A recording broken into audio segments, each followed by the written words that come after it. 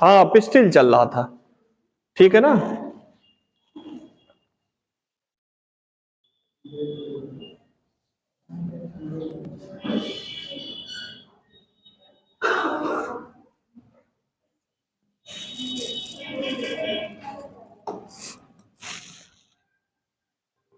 यही चल रहा था ना, ठीक है। अब देखिए, अगर देखें ओवरी के अंदर एक ओव्यूल प्रेजेंट हो, कितना, ओवरी के अंदर एक ओव्यूल प्रेजेंट हो, तो इसको क्या कहते हैं, मोनोकार्पेलरी। कार्पेल मतलब पिस्टिल, पिस्टिल मतलब कार्पेल, ठीक है। स्टिग्मा स्टाइल ओवरी, अगर ओवरी के अंदर एक ओव्यूल प्रेजेंट हो तो क्या कहेंगे, देखिए एक ओव्यूल है, इसको क्या कहेंगे, मोनोकार्पेलरी। अगर एक से ज्यादा है तो क्या कहा जाएगा, पॉलीकार्पेलरी। इतना समझ में आ गया ना। अगर ओव्यूल फ्री हो, ठीक है ना, ओव्यूल क्या हो, फ्री हो, ये कंडीशन कहलाती क्या, एपोकार्पस। और जब फ्यूज हो तो क्या कहलाएगी, सिनकार्पस। अब बात आती एपोकार्पस सिनकार्पस कंडीशन पाया कहां जाता है, ठीक है ना। एपोकार्पस सिनकार्पस कंडीशन पाया कहा जाता है, तो सिनकार्पस कहां पाएगा, पेपेवर सोमनीफेरम में। आपकी किताब में पेपेवर दिया है, पूरा नाम नहीं है, ठीक है। और क्या कहते हैं, सिन, हाँ, सिनकार्पस तो हो गया। एपोकार्पस किस में पाया जाएगा, फ्री वाला, माइकेलिया चंपा का, ठीक है, उसमें, ठीक है ना, माइकेलिया करके दिया हुआ है। तो ये थोड़ा सा बचा था, इस पे आ जाइए तब फिर, ठीक है। तो लिखिए, व्हेन ओवरी कंटेन, बस ऐसा उसी का आगे बढ़ा दीजिए। When ovary contain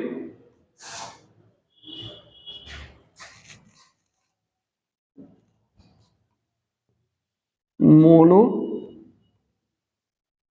carpellary, when ovary contain only one ovule,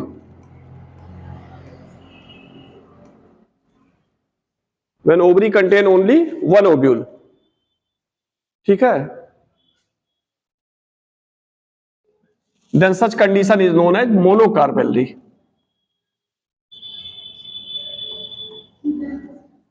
Condition is known as monocarpellary.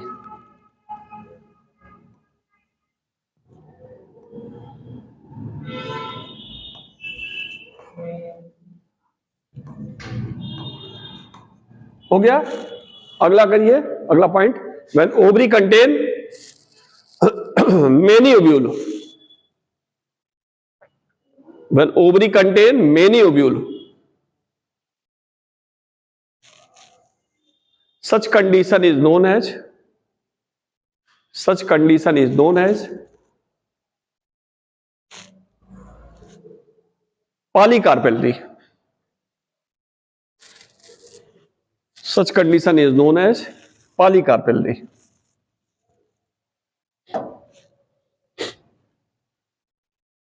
ठीक है। अगला पॉइंट लिखिए, when all ovule fused with each other,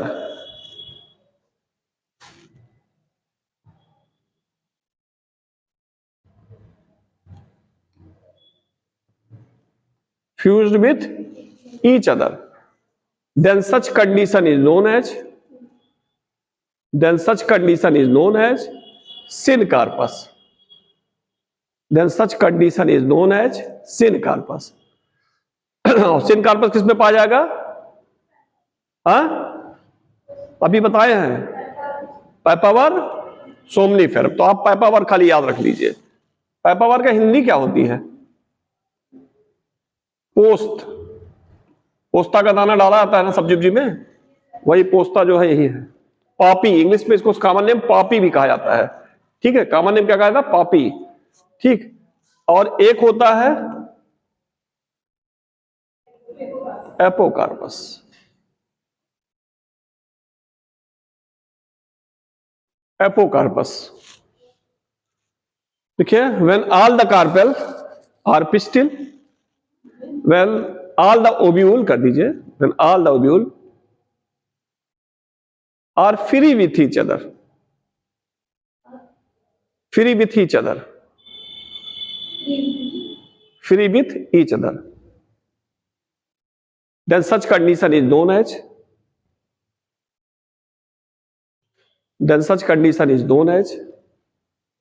apocarpous.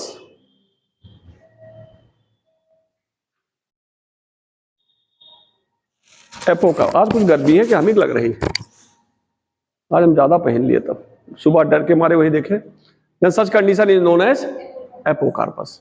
इसका एग्जाम्पल क्या होगा? माइकेलिया।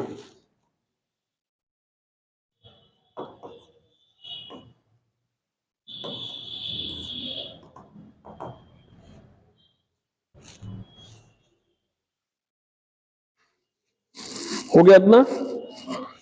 अब अगले पे आ जाइए। अब हेडिंग डाल दीजिए ओब्यूल। हेडिंग डालिए ओब्यूल।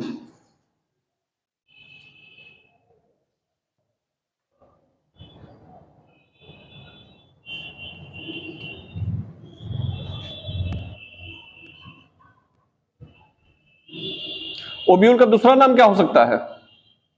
मेगास्पोरेंजियम कह सकते हैं कि नहीं कह सकते?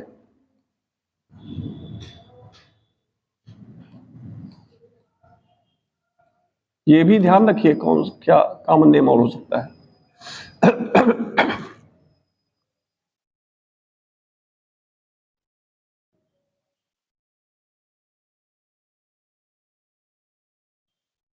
अभी बनाइएगा नहीं।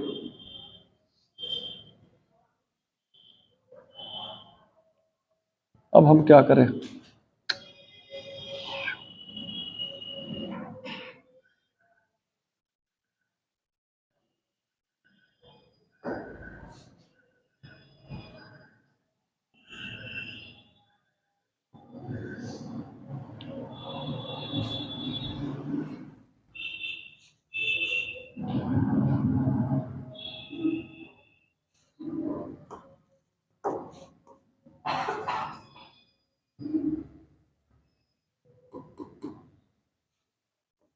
तीनों बराबर होती हैं, छोटी बड़ी बना दी है ना।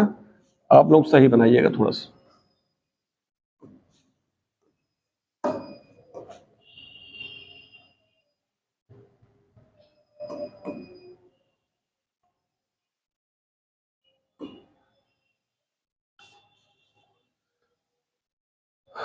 ये एंड क्या कहलाता है?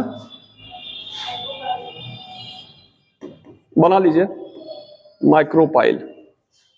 और यहां देखिए उठा हुआ है थोड़ा सा, आपके एनसीईआरटी में तो नहीं दे रहा, लेकिन लिख लीजिए ऑब्ट्यूरेटर। एक नया ये भी बताया है रैफी।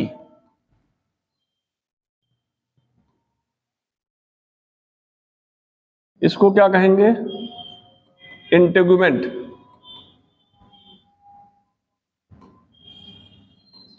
इसको क्या कहेंगे? ये माइक्रोपाइल एंड हो गया।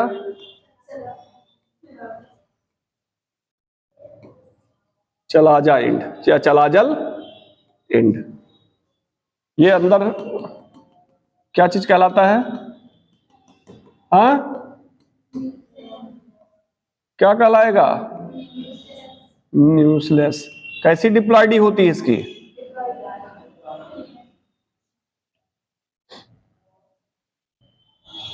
और ये क्या कहलाएगा?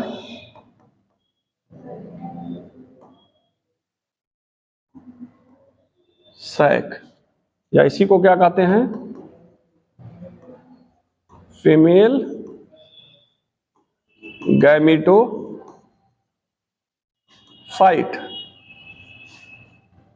ये दोनों, ये जहां जुड़ा हुआ है यहां जाके जुड़ रहा है, इसे कहते हैं क्या? हाइलम। और इस डंठल को क्या कहते हैं? लेकिन ओव्यूल को दो भागों में बांटा जा सकता है, ठीक है ना।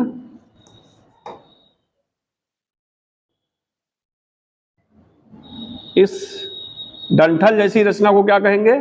स्टाक। और इस पूरी रचना को क्या कहेंगे? बॉडी। बना लीजिए।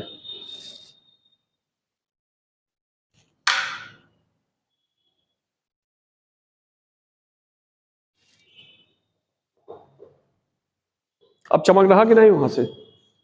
सही है, नहीं चमक रहा किसी को? पीछे उधर नहीं चमक रहा?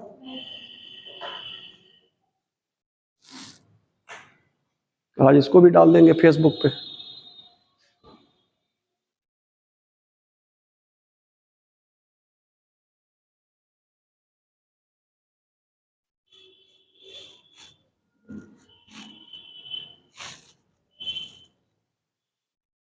इसको ना आवे, ये आवे।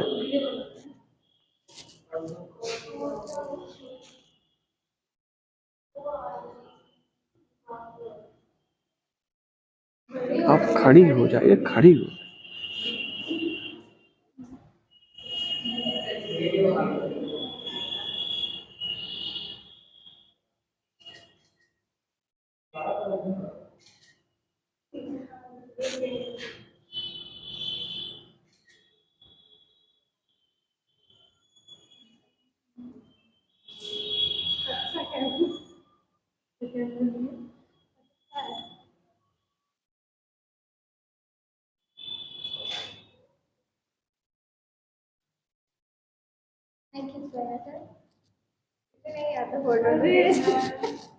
इसको ऐसे ये, अरे ये बड़े में चाहिए इस तरह, थोड़ा जूम कर लेना था। जूम करिए थोड़ा, अभी बताएंगे। आप लोग बनाइए इसको, ठीक है ना?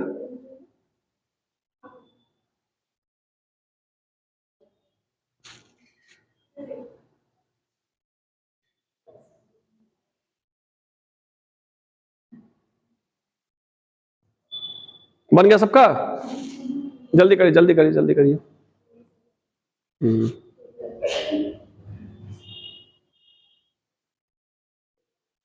जल्दी करिए।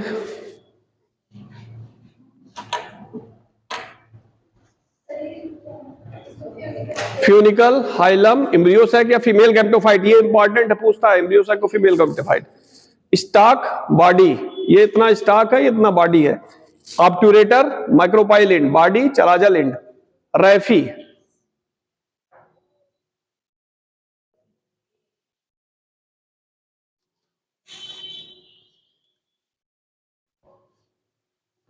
हम लोग बोर्ड पे पढ़ाते हैं, यहां देख अच्छा लगता है इलेक्ट्रॉनिक बोर्ड। हाँ,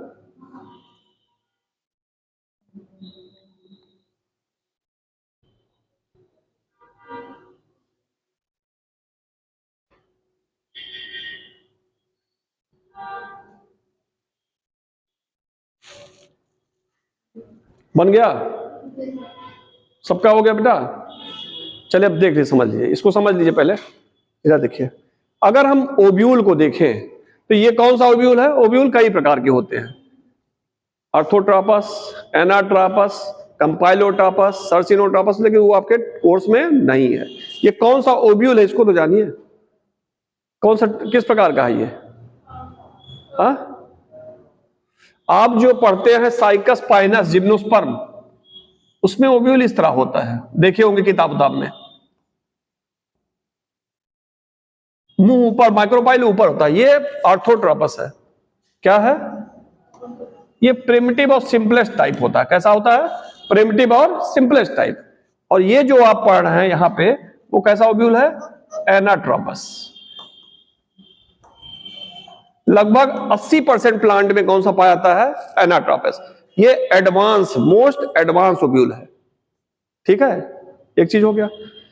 तो ओब्यूल जो होता है उसको क्या कहते हैं? मेगास्पोरेंजियम। ओब्यूल को देखें, इसको दो भागों में बांट सकते हैं। नीचे जो स्टाक होता है, नीचे डंठल जैसी रचना, उसे क्या कहते हैं? स्टाक। और ऊपर वाली रचना को क्या कहते हैं? बॉडी। ठीक है, इसके स्टाक को क्या कहते हैं? फ्यूनिकल। इधर देखो बेटा, डंठल को क्या कहते हैं? फ्यूनिकल। फ्यूनिकल अंदर की तरफ एक उभार बनाता है, उसे क्या कहते हैं? ऑब्ट्यूरेटर। क्या कहते हैं? ऑब्ट्यूरेटर। ऑब्ट्यूरेटर क्या करता है? जो पॉलन ट्यूब आती है उसे डायरेक्शन प्रदान करता है कि अंदर इंटर करे। ठीक है, उसे पैसेज प्रदान करता है, डायरेक्शन प्रदान करता है इंटर करने के लिए, यहां ऑब्ट्यूरेटर। उसके बाद फ्यूनिकल, बॉडी से जिस पार्ट पे अटैच होता है वहां, उसे क्या कहते हैं? हाइलम। फ्यूनिकल बॉडी के जिस पार्ट पे अटैच होता है उसे क्या कहते हैं? हाइलम। पूछा था हाइलम क्या है, या बॉडी और स्टार्क के बीच करेक्शन जो होता है वो क्या कहलाएगा? हाइलम। ठीक है ना, इतना समझ में आ गया। अब एम्ब्रियो की बॉडी को देखें तो ये चाहे एक इंटुगमेंट का बना होगा चाहे दो, चाहे वो एक कवरिंग का बना होगा चाहे दो, चाहे आउटर कवरिंग का बना होगा चाहे इनर कवरिंग का, चाहे मोनो एक इंटुगमेंट का बना होगा तो मोनोटेक्निक और दो का बना होगा तो बाइटेक्निक। जिम्नोस्पर्म जो आप लोग पढ़ते हैं वहां ओव्यूल जो होता है यूनिटेक्निक होता है, और एंजियोस्पर्मिक प्लांट में ज्यादातर देखा गया है बाइटेक्निक होता है। ठीक है ना, ले लीजिए जमाइए आप। नहीं समझ में आ रहा? क्या चीज बताए? इंटुगमेंट दो प्रकार, इंटुगमेंट दो लेयर है, एक आउटर एक इनर। अगर एक लेयर है तो कहेंगे यूनिटेक्निक, दो लेयर है बेटा तो क्या कहेंगे? बाइटेक्निक। बाइटेक्निक एंजियोस्पर्म में पाया था, यूनिटेक्निक कहां पाया गया? जिम्नोस्पर्म में। ठीक, तो ये हो गया इंटुगमेंट। ठीक है, समझ में आ गया था ना? जो आउटर इंटुगमेंट होता है वो बाहर की तरफ एक उभार बनाता है, उस उभार को कहते हैं रैफी। इसका भी काम क्या है? पायलन ट्यूब को डायरेक्शन प्रदान करना। पायलन ट्यूब को क्या करना? डायरेक्शन प्रदान करना। अंदर की तरफ देखें ओव्यूल में तो चिपचिपा पदार्थ, अंदर की तरफ देखें तो इसमें न्यूक्लियस पाया था। क्या पाया था? न्यूक्लियस, जो कैसा होता है? डिप्लॉइड होता है। न्यूक्लियस का काम क्या है? फर्टिलाइजेशन का, एग है ना, एग फर्टिलाइजेशन के बाद एम्ब्रियो कन्वर्ट होगा, तो एम्ब्रियो को क्या करता है? न्यूट्रिशन प्रोवाइड करता है। न्यूक्लियस क्या है? ये एग जो है वो एम्ब्रियो बनाएगा, फ्यूज होगा, फर्टिलाइजेशन के बाद एग एम्ब्रियो बनाएगा। एम्ब्रियो को न्यूट्रिशन कौन प्रदान करेगा? न्यूक्लियस। ठीक है, तो न्यूक्लियस क्या होता है? डिप्लॉइड स्ट्रक्चर है, जो क्या करता है? भोजन प्रदान करता है डेवलपिंग एम्ब्रियो को। न्यूक्लियस के अंदर एक स्ट्रक्चर पाया था, उसे क्या कहते हैं? एम्ब्रियो सैक या फीमेल गैमेटोफाइट। तो इतना हो गया ओव्यूल का। फिर इसके बाद इसका डिटेल करेंगे। ठीक है ना, अभी इतना का डिटेल। चलिए लिखिए।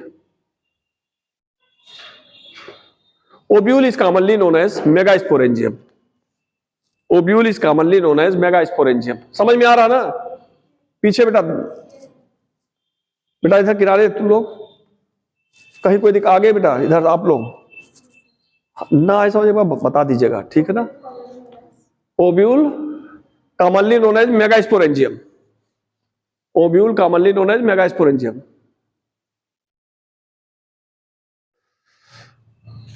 Ovule have two part. Ovule have two part. Number one stalk, number two body. Number one stalk, number two body.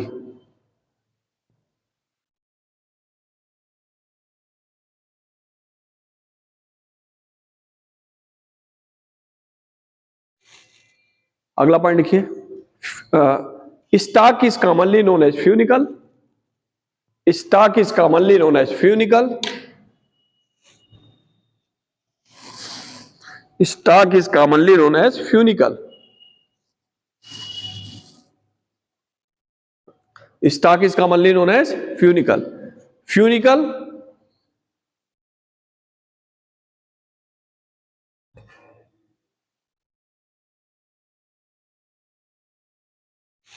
attaches with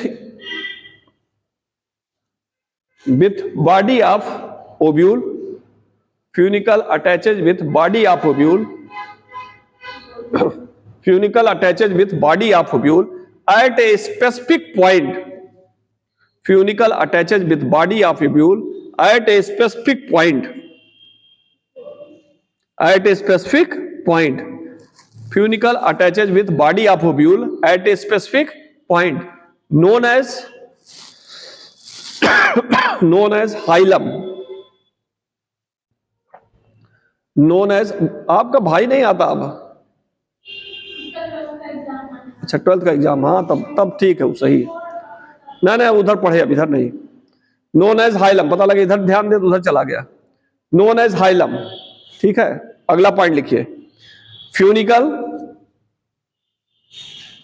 form से आउटग्रोथ, फ्यूनिकल फॉर्म से outgrowth towards inner side. Funicle form से outgrowth towards inner side, towards inner side, known as obturator.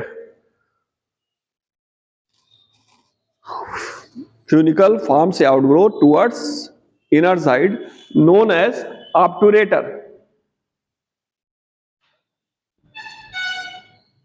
अगला point लिखिए, obturator provides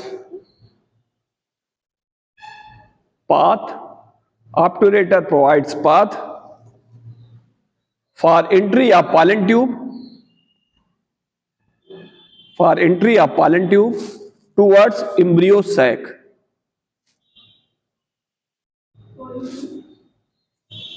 Provides path towards entry of pollen tube towards inside ovule कर दिए, inside ovule, embryo sac है, towards inside ovule, inside ovule. अगला point लिखिए, ovule is surrounded with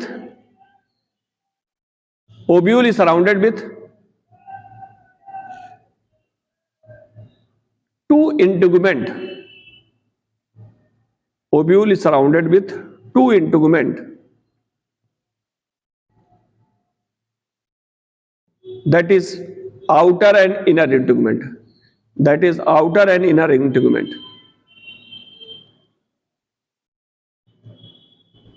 अगला point लिखिए, outer इंटीगुमेंट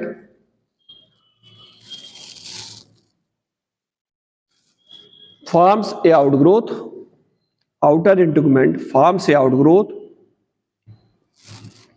known as raphe. Outer integument forms a outgrowth known as raphe, R-A-P-H-A-E, raphe. ठीक है, अगला पॉइंट लिखिए, रैफी, नोन एज रैफी, R-A-P-H-A-E, रैफी. अगला point, raphe provides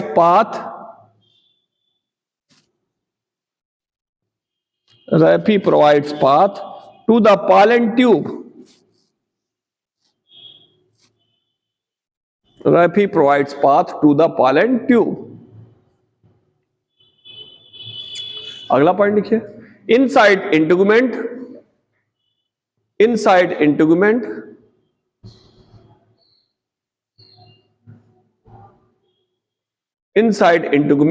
a diploid structure are found.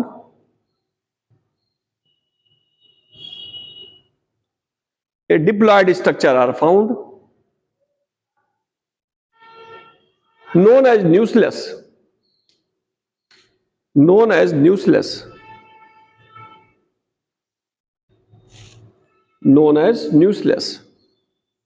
लिखिए, diploid structure, nucleus पूछा था कैसा स्ट्रक्चर है, न्यूक्लियस, डिप्लॉइड. अगला पॉइंट लिखिए, nucleus provides food, nucleus provide food, nucleus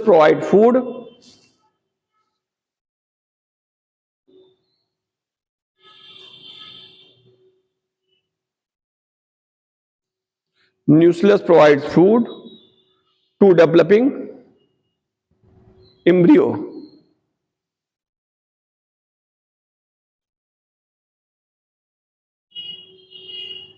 क्या नाम आपका? तूबा तुफैल, वही तो देख रहे हैं. प्रियांशी कौन है, लास्ट स्टूडेंट? आप, अंतिम आप हैं. 11 लोग. और आपका नाम कहाँ है? आपका ठीक है, अमर आपका नाम है. चलिए, हो गया. अगला पॉइंट लिखिए, inside nucleus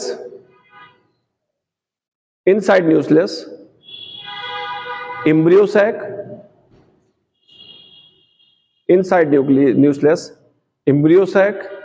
or female gametophyte are found. Inside nucleus,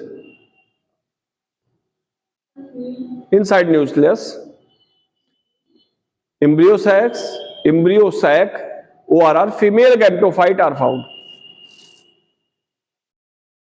इतना समझ में आ गया? कोई दिक्कत नहीं ना?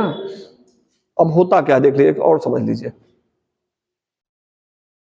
इधर देखिए, इधर ये न्यूक्लियस की सेल है. कोई भी ढेर सारी सेल ऐसे होती हैं, कोई भी एक सेल इनलार्ज कर जाती है, क्या कर जाती है? इनलार्ज कर जाती है। और इनलार्ज करके यही इनलार्ज सेल व्यवहार करती है क्या? Megaspore mother cell. न्यूक्लियस की सेल है, किस तरह व्यवहार करने लगती है? Megaspore mother cell. क्या होती है? 2n, और 2n है, फिर इसका क्या होगा? मियासिस। और मियासिस करके क्या बनाएगा? 4 मेगास्पोर। इतना समझ में आ रहा है? इतना समझ में आ रहा है ना?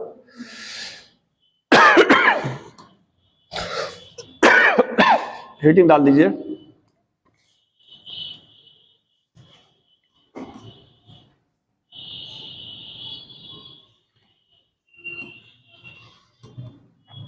मेगास्पोरोजेनेसिस।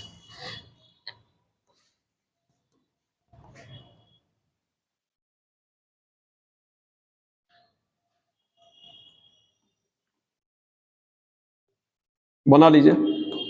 मेगास्पोर मदर सेल कैसी है ये? डिप्लॉयड। यहां होगा मियासिस,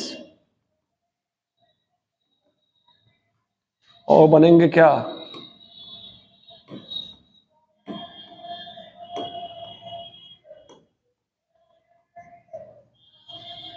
चार मेगास्पोर।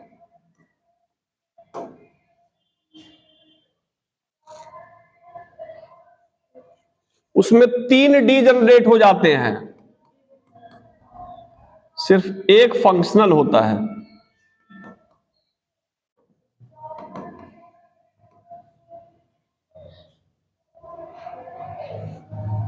बना लीजिए ही।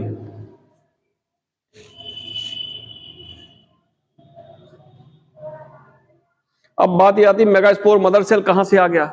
उस तरह ना बताते वहां तक चौंकते आप लोग। अब ये समझ में आ गया मेगास्पोर मदर सेल कहां से आ गया? न्यूक्लियस के अंदर। यही चीज किताब में नहीं दिया, इसीलिए बच्चे जोड़ नहीं पाते, इसलिए कहते हैं कि चैप्टर टफ है। बस यही दिक्कत होती है। चलिए, बन गया? बनाइए बनाइए।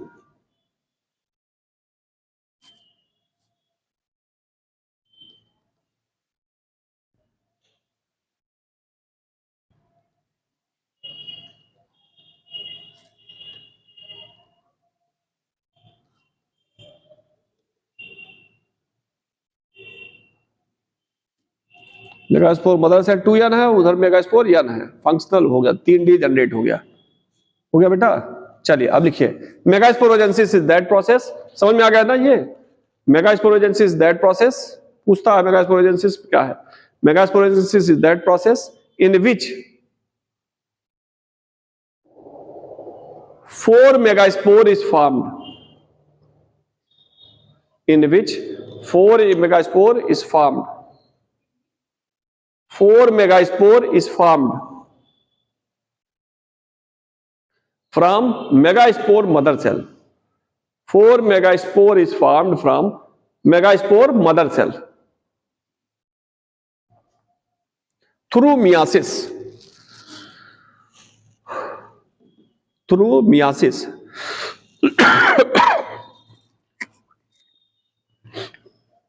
Through meiosis. During megasporogenesis, during megasporogenesis, 3 megaspore degenerate. 3 megaspore degenerate. Only 1 megaspore is functional. Spore degenerate. Only 1 megaspore is functional.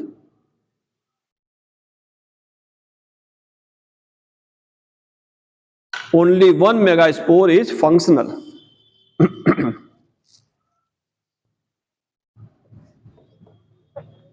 Only 1 megaspore is functional. हाँ, क्या चीज?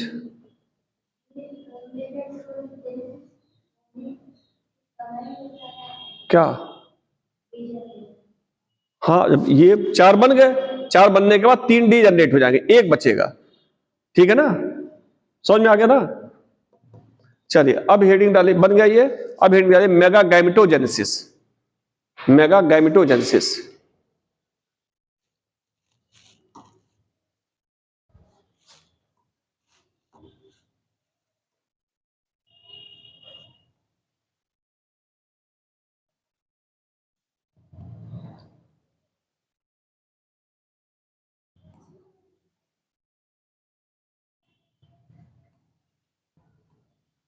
मेगा गैमेटोजेनेसिस में क्या होता है?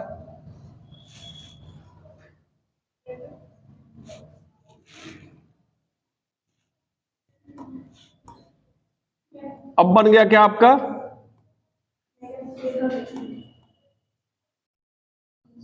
मेगास्पोर। कैसा है? हैप्लॉइड। अब इसमें क्या होता है? फ्री न्यूक्लियर डिवीजन होता है। फ्री न्यूक्लियर डिवीजन मतलब एक न्यूक्लियाइड डिवाइड होगा दो में। एक से कितना न्यूक्लियस हो गया? दो। फिर ये फर्स्ट फ्री न्यूक्लियर डिवीजन है। फिर दूसरा होगा सेकंड फ्री न्यूक्लियर डिवीजन।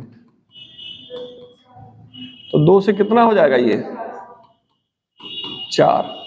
फिर तीसरा फ्री न्यूक्लियर डिवीजन होगा। चार से कितना हो जाएगा?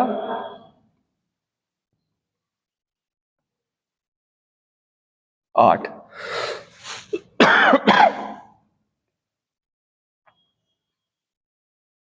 अब आठ बन गया। एक ये बीच में आ जाएगा, इधर से कोई एक बीच में आ जाएगा, कोई एक इधर आ जाएगा, एक यहां आ जाएगा। तो कितना ऊपर रह जाएंगे? तीन ऊपर तीन नीचे। तो ये तीन ऊपर बचे, तीनों के चारों तरफ साइटोप्लाज्म इकट्ठा हो जाएगा। दो बीच में आ गए, दो कहां आ गए? बीच में।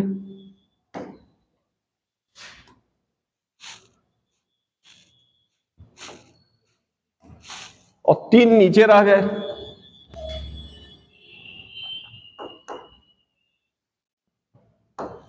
और ये स्ट्रक्चर बन गया क्या?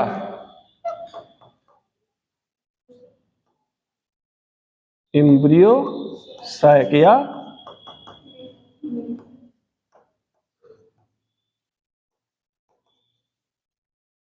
Female gametophyte.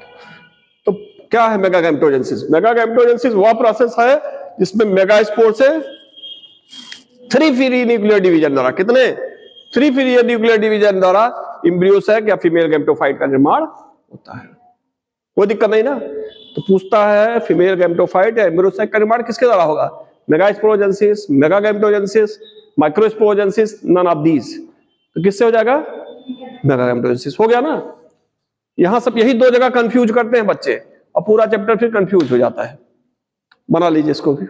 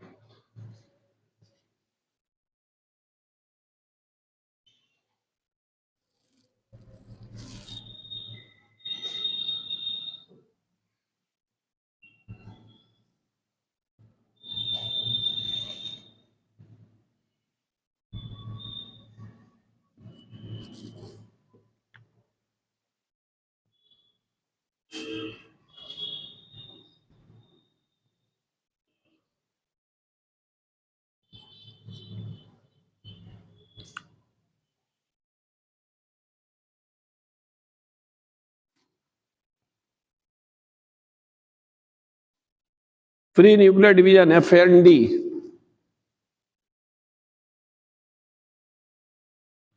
जल्दी करिए जल्दी करिए। हो गया इतना?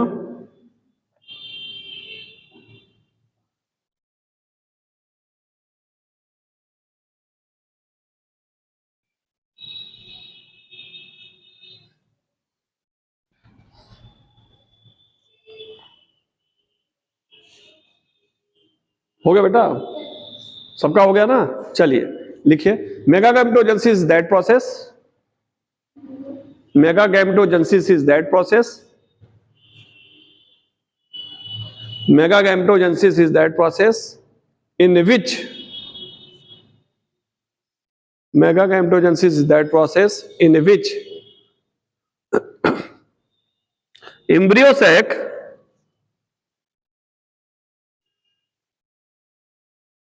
or female gametophyte, embryo sac or female gametophyte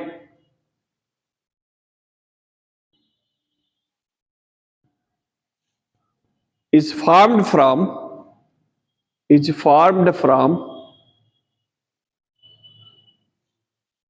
functional megaspore, is formed from functional megaspore after 3 free nuclear division, after 3 free nuclear division, 3 free nuclear division, 3 free nuclear division।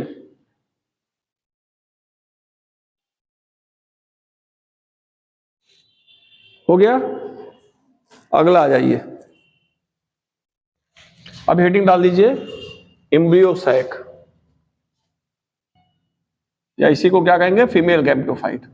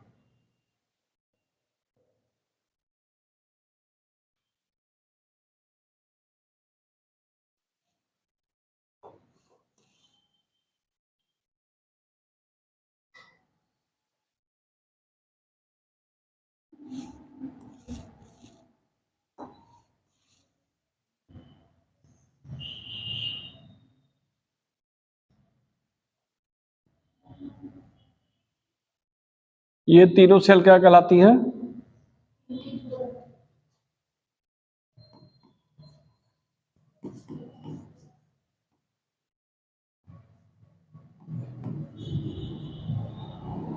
ये दोनों cell क्या कहलाती हैं,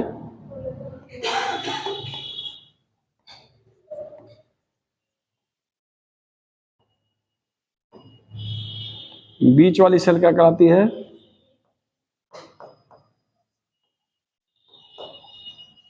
और ये दो किनारे वाली सेल क्या कहलाती हैं,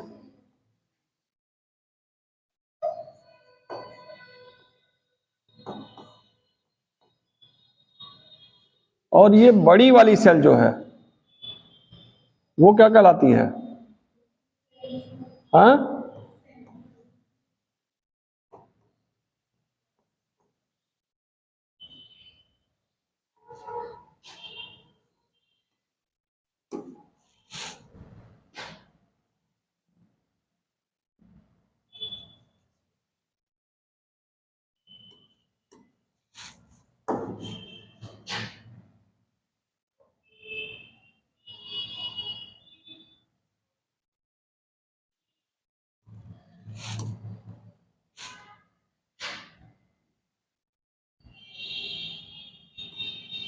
इसको क्या कहे थे, इसको क्या कहे थे,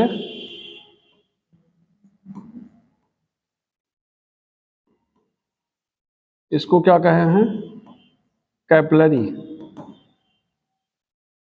और इस पूरे स्ट्रक्चर को कहते हैं फिलीफॉर्म अपरेटस। बना लीजिए।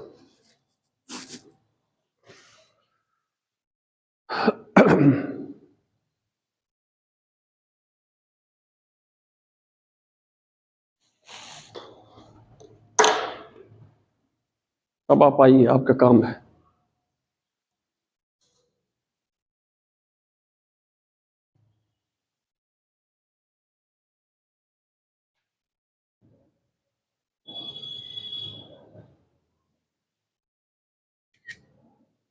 इसलिए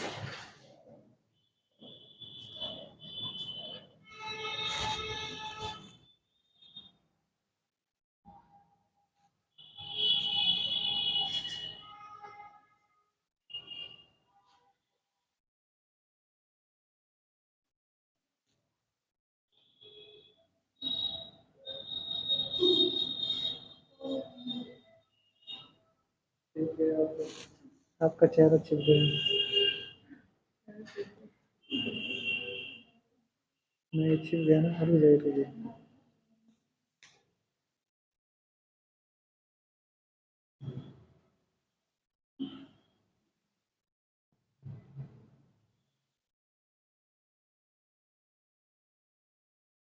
पूरा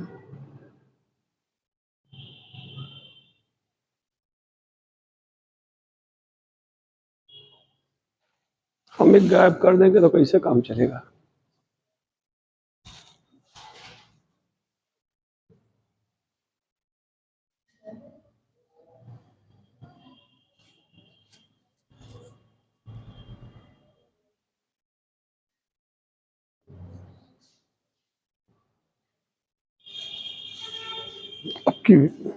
आपकी गायब नहीं है।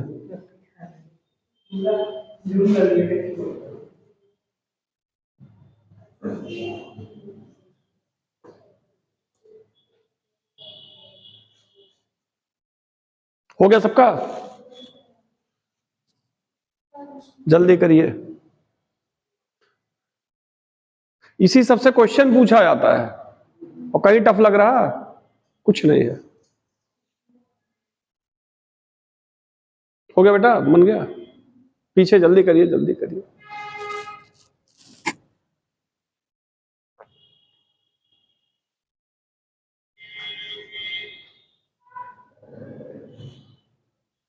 अब सोच लीजिए, एम्ब्रियो सैक है, जो लोग नहीं बना रहे हैं, कितने सेल्ड है, कितने न्यूक्लिएटेड है, कितना न्यूक्लियस है, कितना सेल है? हाथ उठाइएगा। एम्ब्रियो सैक में कितना सेल है, कितना न्यूक्लियस है? आप बोलिए नहीं, बोलिए नहीं, बोलिए नहीं, बोलिए नहीं। बना दीजिए, और जो ना बनाए हूं।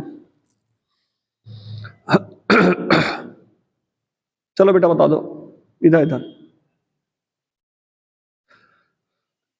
सीखने आए, बताओ बेटा, कोई दिक्कत नहीं, बताओ। सामने बना है, कितना सेल, कितना न्यूक्लियस?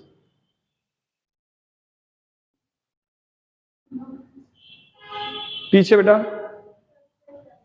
6। चलिए आप बता दीजिए। हाँ, कितना सेल, कितना न्यूक्लियस? देखिए, यही पूछता क्वेश्चन, एम्ब्रियो सैक कितने सेल, कितने न्यूक्लियस होते हैं? कोई दिक्कत नहीं, एक सेल, 2 सेल, 3 सेल, एक बड़ी वाली सेंट्रल सेल, 4 सेल, ठीक है। 2 सिनर्जी, 4 2 6, और एक सेल, कितनी सेल हो गई? 7 सेल। 3 सेल ऊपर, 3 सेल इधर, 3 3 6, और एक सेल बड़ी वाली सेंट्रल सेल, 7 सेल हो गई। कितना nucleus?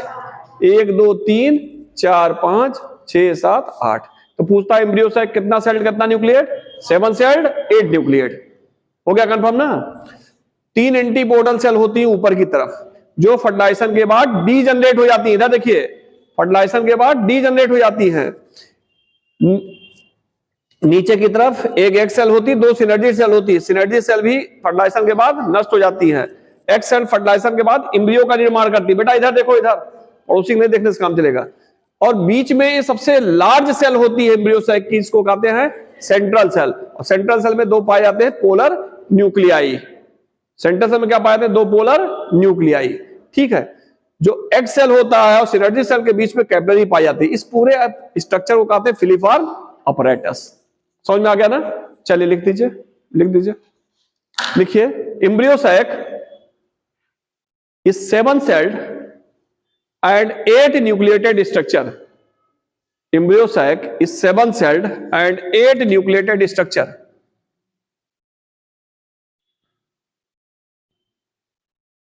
7 celled and 8 nucleated structure. 7 celled and 8 nucleated structure.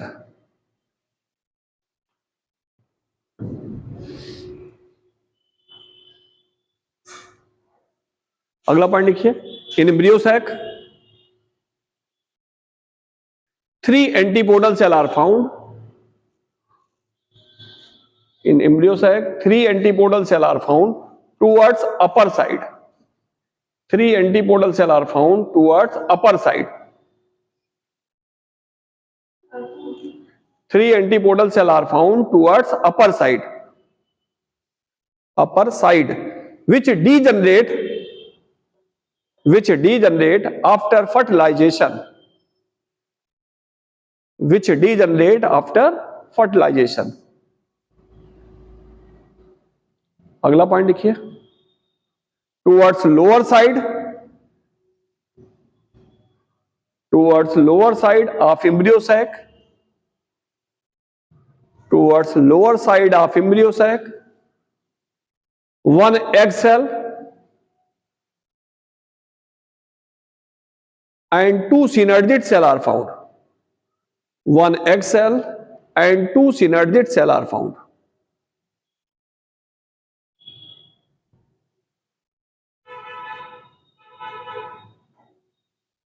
One egg cell and 2 synergid cell are found. After fertilization,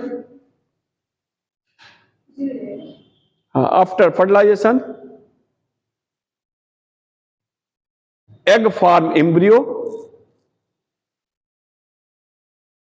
After fertilization, egg form embryo, while synergid cell degenerate. While synergid cell degenerate.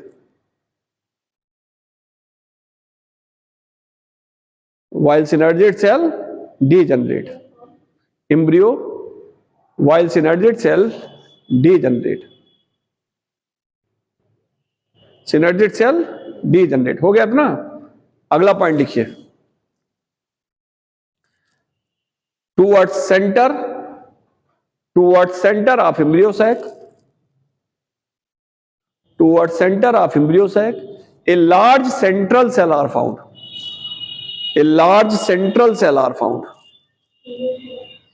Towards center of embryo sac, towards center of embryo sac, a large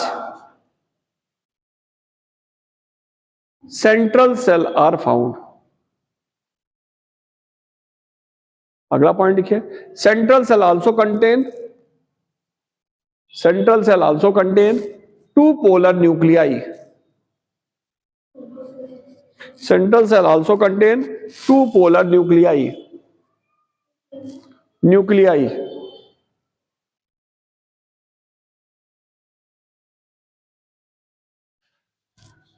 अगला point लिखिए,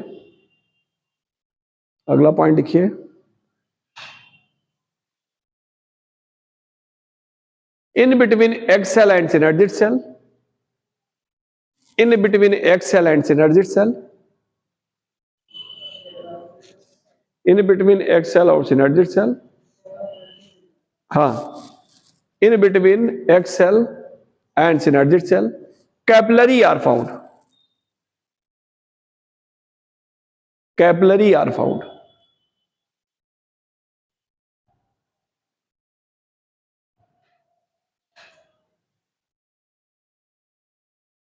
ठीक है, capillary are found. अगला point लिखिए, egg cell. अगला point लिखिए, egg cell, capillary and synergid cell.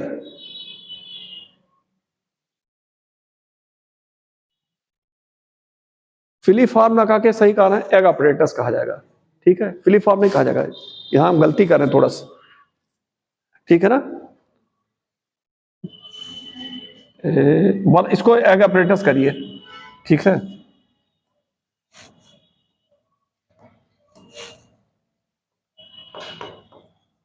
क्या लिखे हैं, egg cell, capillary and synergid cell, commonly known as egg apparatus. Commonly known as egg apparatus.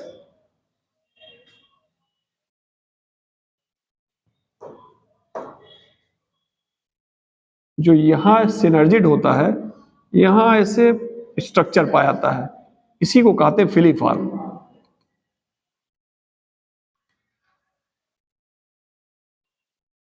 दोनों सिनर्जिड में पाया जाएगा फिलीफॉर्म, ठीक है ना। ये थोड़ा सा मिस कर रहे थे हम।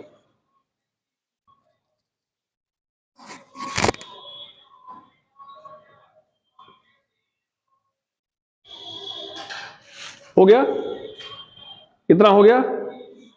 चलिए अब अगला आ जाइए, उसको सही कर लीजिएगा, एग apparatus, ठीक है ना।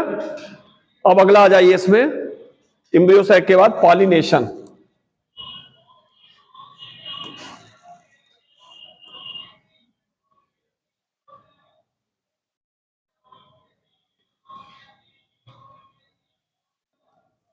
पॉलिनेशन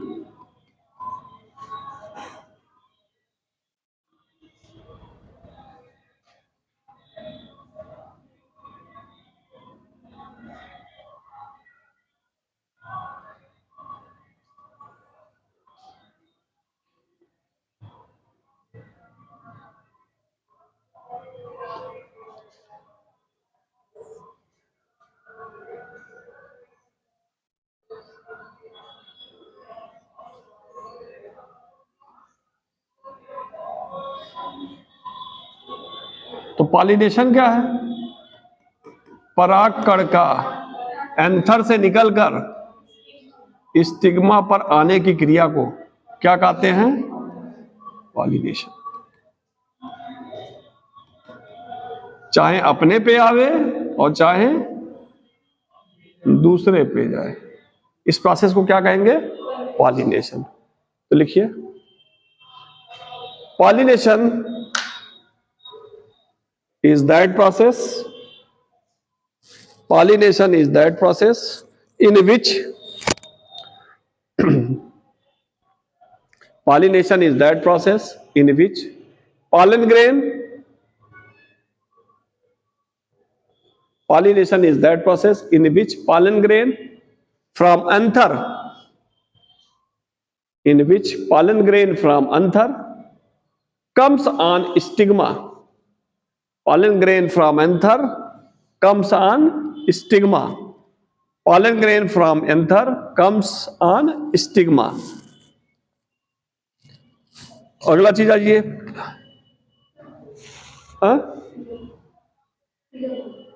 अच्छा फिगर नहीं बनाया, एक ही बनाइएगा, ये दूसरा रहने दीजिए ना, दूसरा भी रहने दीजिए।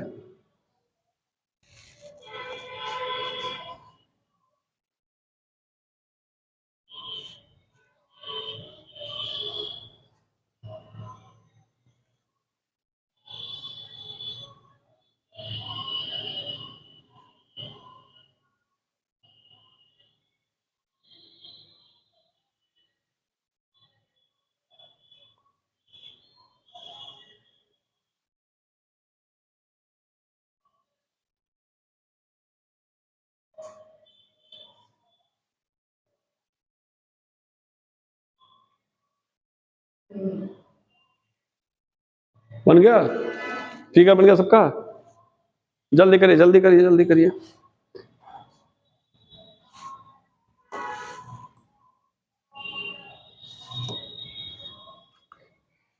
हो गया। चलिए अब आ जाइए, पॉलिनेशन के प्रकार देख लीजिए।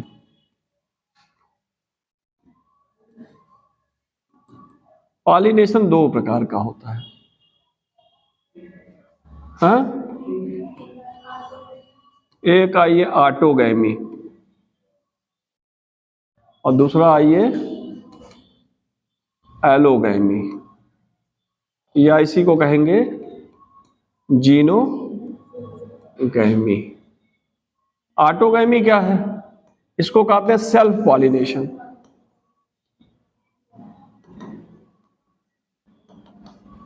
और इसको क्या कहते हैं? Cross pollination. और सेल्फ पॉलिनेशन का एक प्रकार जिटनोगैमी है, वो भी आगे बताएंगे, ठीक है ना। ठीक, तो पॉलिनेशन कितने प्रकार का हो गया? दो प्रकार का, एक होता है ऑटोगैमी, एक होता है एलोगैमी। एलोगैमी को क्या कहते हैं? जीनोगैमी। ऑटोगैमी क्या है? इधर देखिए, ऑटोगैमी क्या है? पॉलन ग्रेन एंथर से निकलकर अपने ही फ्लावर के स्टिग्मा पर आवे। पॉलन ग्रेन एंथर से निकलकर अपने ही फ्लावर के स्टिग्मा पे आवे, तो इसे क्या कहते हैं? Self pollination.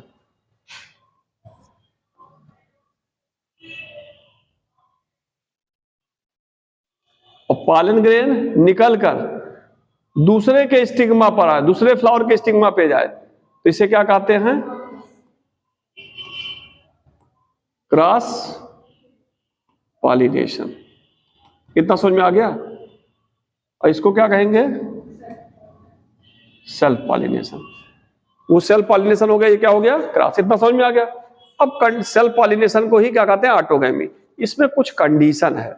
देखा जाता है ऑटोगैमी जो होता है, ठीक है, दो तरह के फ्लावर में पाया जाता है। एक ओपन फ्लावर में पाया जाता है, एक क्लोज फ्लावर में पाया जाता है।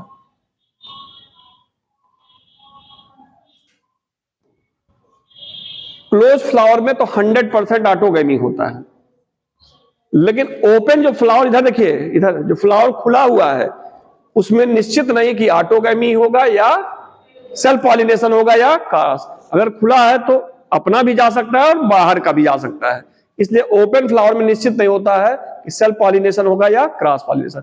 लेकिन अगर फ्लावर क्लोज है तो 100% क्या होता है? Self pollination. यहां तक भी कोई दिक्कत नहीं। सेल्फ पॉलिनेशन के दो कंडीशन है। सेल्फ पॉलिनेशन कब होगा? ठीक है, दो कंडीशन है। क्या कंडीशन इसके लिए? पहला कंडीशन है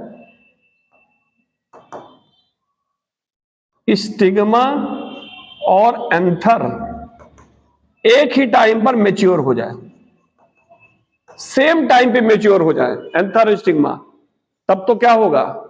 सेल्फ पॉलिनेशन। सेम टाइम पे दोनों मैच्योर होंगे तभी क्या होगा? Self pollination. दूसरा, सेल्फ पॉलिनेशन तभी होगा जब एंथर या स्टेमन और स्टिग्मा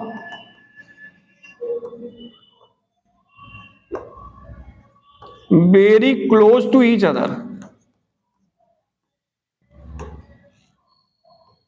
अगर फ्लावर खुला हुआ है, फ्लावर क्या है? ओपन है, इसमें सेल्फ पॉलिनेशन होने की दो कंडीशन है।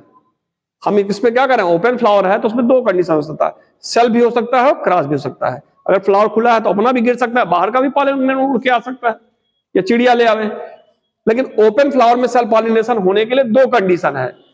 ओपन फ्लावर में तब होगा जब स्टिग्मा एंथर सेम टाइम पे मैच्योर हो गए, तब हो जाएगा। दूसरा कंडीशन है एंथर स्टिग्मा बहुत पास पास हो, इससे निकले तुरंत इस पे पहुंच जाए, तब क्या होगा? Self pollination. इतना समझ में आ गया? इतना समझ में आ गया ना? अगला चीज आता है, कुछ प्लांट हैं, ठीक है, जैसे वायोला, ऑक्जेलिस, पूछा जाता है नाम, और कोमलाइना। ये जो प्लांट होते हैं वायोला, ऑक्जेलिस, कोमलाइना, इन सब प्लांट में दो तरह फ्लावर पाए जाते हैं। एक पाया जाता है कैज़्मोगैमी और एक पाया जाता है क्लिस्टोगैमी। क्लिस्टोगैमी टाइप जो फ्लावर होगा वो हमेशा क्या होगा? क्लोज होगा, और कैज़्मोगैमी टाइप फ्लावर होगा तो क्या होगा? ओपन होगा। इतना समझ में आ गया? सेल्फ पॉलिनेशन जो प्लांट होते हैं, सेल्फ पॉलिनेशन वाले फ्लावर वाले जो प्लांट है वो कौन है? वायोला, ऑक्जेलिस और कोमलाइना, ठीक है। इसमें कैज़्मोगैमी टाइप फ्लावर भी पाए जाते हैं और क्लिस्टोगैमी। क्लिस्टोगैमी होगा तो फ्लावर कैसे होंगे? क्लोज होंगे, और कैज़्मोगैमी होगा तो फ्लावर क्या होंगे? इतना मालूम हो गया? अब इसके बाद आएंगे जिटेनोगैमी, तो पहले इतना लिखवा दे तब आगे, ठीक है।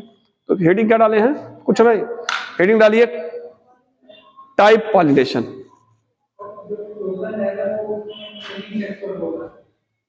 ओपन यूनिसेक्सुअल से नहीं मतलब है। ओपन कभी ये ओपन मतलब ये कि फ्लावर दो होता है, एक इंट्रोस होता है, जैसे आप उसका क्या कहते हैं, मूंगफली का फ्लावर क्लोज होता है।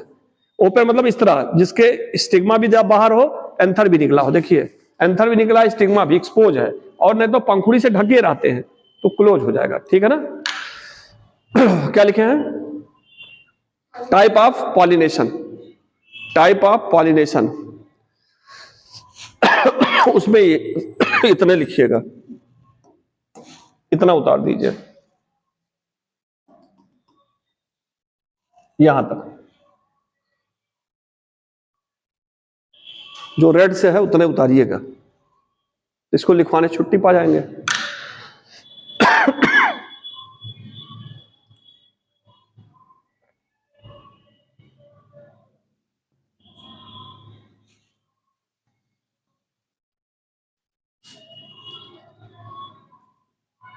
और उसके बाद ये चित्र बना दीजिएगा।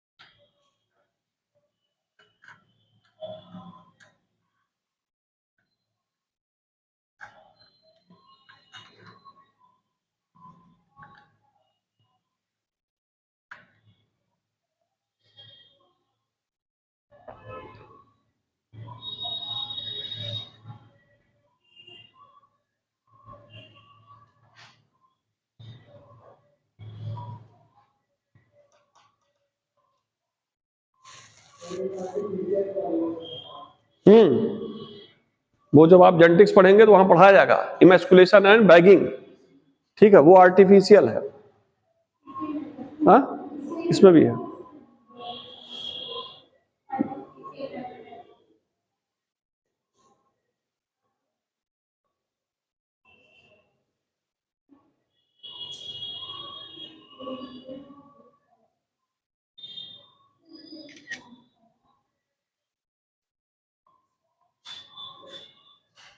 हो गया?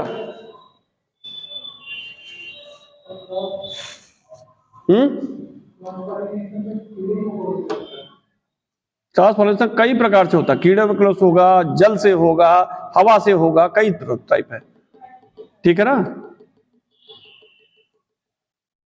बेटा घड़ी ना देखो, भी छोड़ेंगे। हो गया सबका?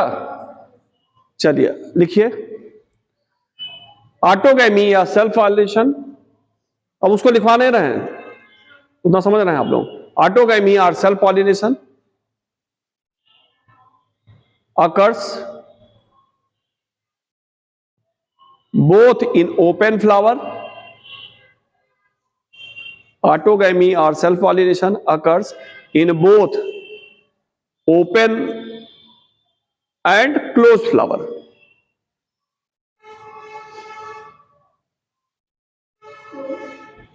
Open and closed flower.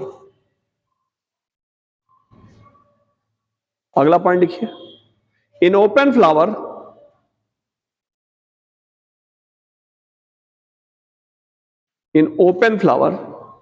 cell pollination occurs. In open flower self pollination occurs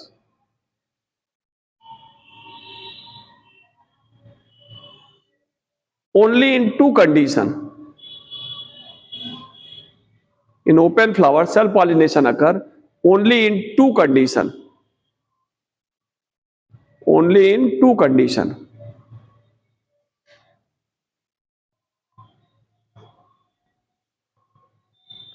ठीक है, only in two conditions.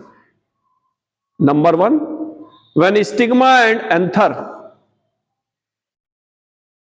when stigma and stamen कर दीजिए, when stigma and stamen mature at same time. When stigma and stamen mature at same time.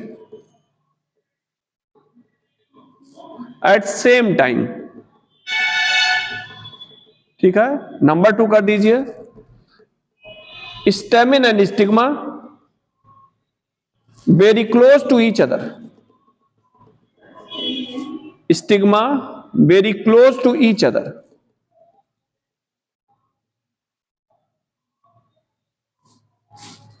Stamen and stigma very close to each other.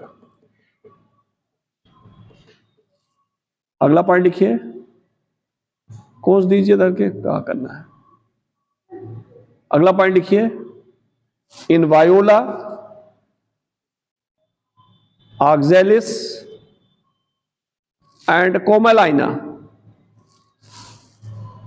In viola,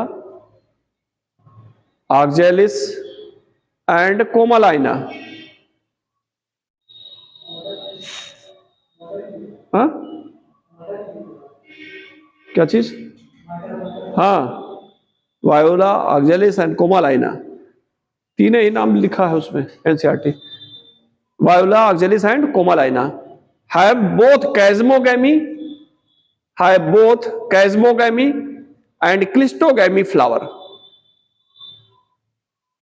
have both chasmogamy and cleistogamy flower.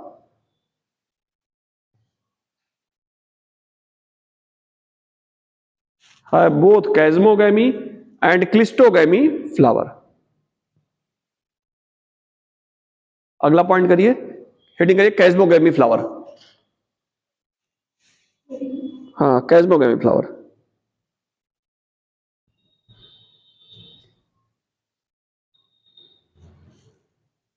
Such flower are open type.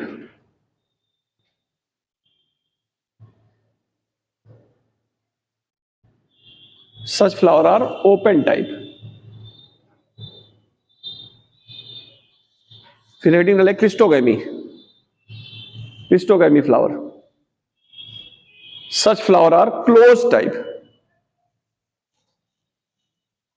Such flower are closed type.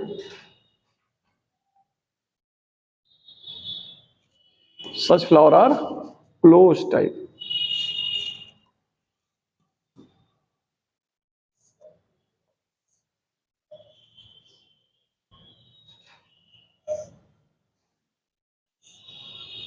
हो गया।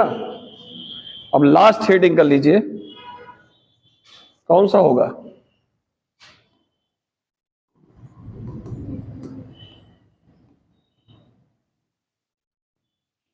जिटेनोगैमी। जिटेनोगैमी में क्या होता है?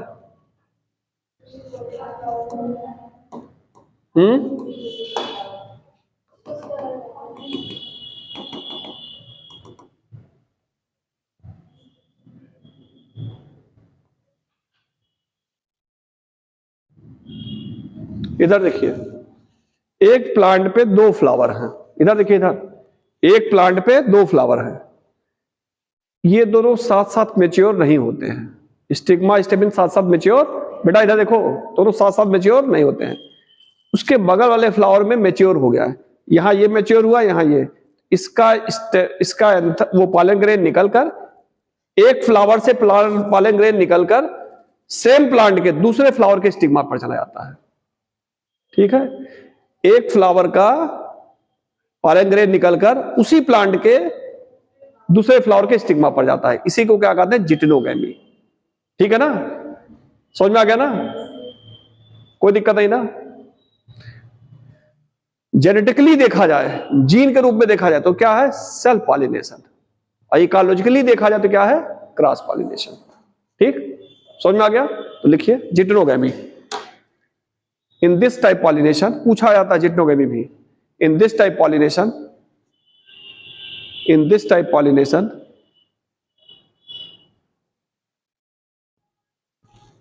pollen grain from anther of one flower, pollen grain from anther of one flower, pollen grain from anther of one flower reaches towards stigma of another flower, reaches towards stigma of another flower, present on same plant, present on same plant,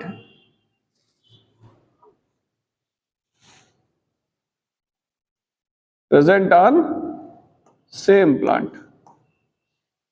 अगला point लिखिए, geitonogamy, geitonogamy ecologically